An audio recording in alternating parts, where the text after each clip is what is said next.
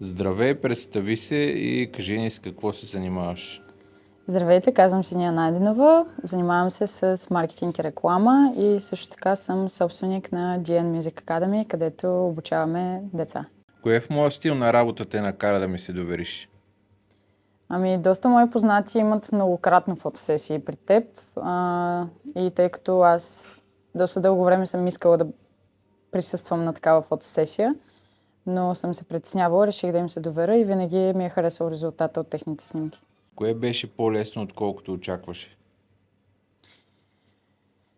Със сигурност, може би позирането, тъй като човек, който не се занимава професионално с това нещо, след като и ти даваш насоки, със сигурност нещата се получават много по-лесно. Как те накара тази фотосесия да се почувстваш? Доста положително, тъй като след като си видиш резултата, доста действа на самочувствието и двете страни са доволни. Една дума за преживяването. Запомнящо се. Какво би казала на жени, които се крият от камерата? Да не се притесняват. В крайна сметка това е нещо, което правиш за себе си. Аз също съм се притеснявала, било ме е срам, но след като решиш да пробваш и когато си видиш резултатите, всичко е повече от прекрасно. Какво би ми дала като съвет?